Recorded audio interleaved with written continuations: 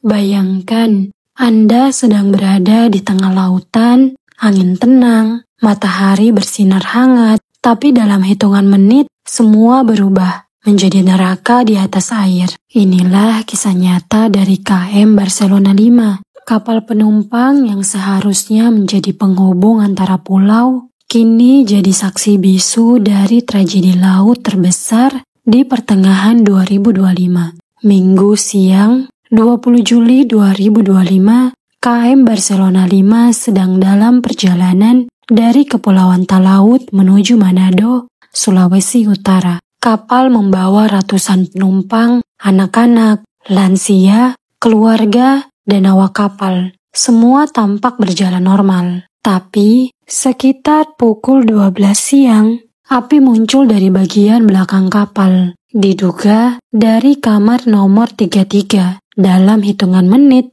asap tebal mengepul. Api mulai melahap dinding kapal. Teriakan histeris memenuhi dek. Panik menyebar dan tak ada waktu. Banyak penumpang yang lompat ke laut tanpa pelampung. Mereka berenang sejauh mungkin, mencoba menjauh dari kobaran api. Evakuasi berlangsung dramatis. Tim SAR, nelayan lokal, hingga TNI Angkatan Laut dikerahkan. Ombak tak bersahabat saat itu, dan jarak ke daratan cukup jauh. Salah satu penumpang, seorang ibu muda, berusaha menyelamatkan bayinya, tapi takdir berkata lain. Sang bayi yang sempat selamat, akhirnya menghembuskan nafas terakhir dalam pelukan ibunya. Menurut Basarnas, total penumpang yang dievakuasi mencapai 568 orang. Tapi data ini sempat simpang siur, karena manifest awal menyebut hanya 280 orang. Ini menimbulkan pertanyaan serius. Apakah ada penumpang gelap yang tidak terdata? Sedangkan ada 3 hingga 5 korban meninggal dunia. Ada bayi, ada ibu hamil, bahkan seorang lansia yang kehabisan nafas di laut. Sampai saat ini, penyebab kebakaran masih misterius. Beberapa saksi menyebut api berasal dari kamar mesin, lainnya mengatakan dari kamar penumpang. Apakah ini akibat korsleting listrik? Atau ada kelalaian kru kapal dalam pemeriksaan teknis? Bahkan, muncul spekulasi, adakah sabotase?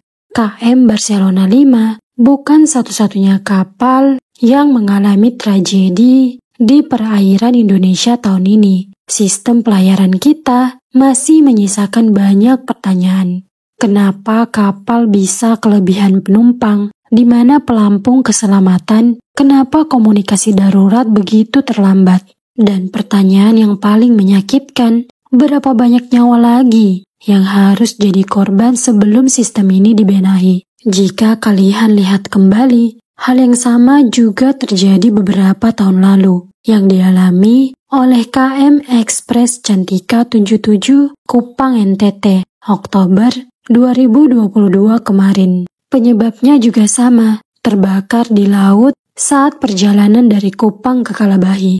Korban mencapai 17 orang meninggal dunia saat itu, termasuk anak-anak. Dan masih banyak lagi kapal lain yang mengalami tragedi yang sama. Seorang anak berusia 9 tahun berkata, "Saya pikir saya akan mati, tapi ada om yang tarik saya ke perahu."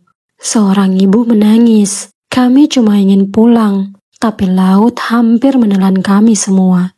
Seharusnya pemerintah wajib mengambil langkah serius dan sistematis untuk mencegah tragedi-tragedi kapal seperti ini terulang. Karena ini bukan soal musibah semata, tapi soal kelalaian yang berulang. Guys, Indonesia adalah negara kepulauan, lebih dari 17.000 pulau, dan jutaan orang bergantung pada transportasi laut. Tapi banyak kapal yang tidak layak laut, tua, dan kelebihan muatan, tapi masih beroperasi. Ini bukan sekedar kecelakaan, tapi kegagalan sistem dalam perlindungan warga. Harusnya pemerintah melakukan audit total kapal penumpang, periksa kelayanan teknis seluruh kapal penumpang dan feri, hapus kapal yang tidak memenuhi standar keselamatan. Gunakan sistem digital yang mencatat nama, usia, dan nomor kontak para penumpang. Hilangkan penumpang gelap yang tidak terdata. Dan semua kapal wajib punya pelampung sesuai kapasitas. Serta jalur evakuasi jelas dan diuji secara berkala. Dan kru kapal harus mendapat pelatihan keselamatan rutin. Edukasi penumpang sebelum keberangkatan tentang prosedur evakuasi, denda besar, atau cabut izin jika melanggar aturan keselamatan. Jangan ada kompromi jika nyawa jadi taruhannya. Setiap tragedi harus diinvestigasi oleh pihak luar, bukan hanya internal. Hasilnya harus diumumkan ke publik agar tidak ada yang ditutup-tutupi. Kita bukan hanya butuh respon cepat saat musibah terjadi, tapi pencegahan sejak awal. Tragedi KM Barcelona 5 dan kapal-kapal sebelumnya harusnya jadi alarm keras bahwa sistem keselamatan laut Indonesia sedang krisis. Kenapa pemerintah kita tidak belajar dari kapal luar negeri yang selalu mementingkan safety first daripada yang lain? Contoh, negara seperti Jepang, Norwegia, Korea Selatan, bahkan Singapura, setiap kapal wajib uji kelayakan secara berkala dan bisa langsung dilarang berlayar kalau tidak lolos. Awak kapal punya sertifikasi keselamatan dan harus lulus pelatihan rutin. Jumlah pelampung, alat komunikasi, dan jalur evakuasi dicek sebelum kapal diizinkan jalan. Semua penumpang terdaftar secara digital dan real time. Bahkan dilengkapi kode QR atau ID boarding. Moto mereka sederhana, lebih baik ditunda daripada membawa maut. Negara lain sudah lama sadar, nyawa manusia tidak bisa ditawar. Satu tragedi cukup untuk mengubah sistem. Tapi di Indonesia, satu tragedi hanya menjadi berita. Dan setelah itu, beberapa hari ramai, lalu dilupakan. Tidak ada evaluasi sistem besar-besaran. Sistem kita masih terlalu longgar. Budaya keselamatannya belum terbentuk kuat. Dan pengawasan masih lemah.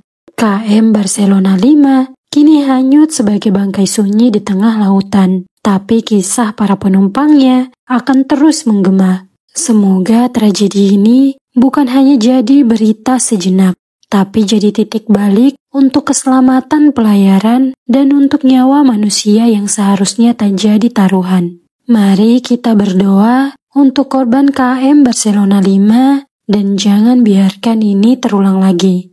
Saya Vi, sampai jumpa di videoku selanjutnya.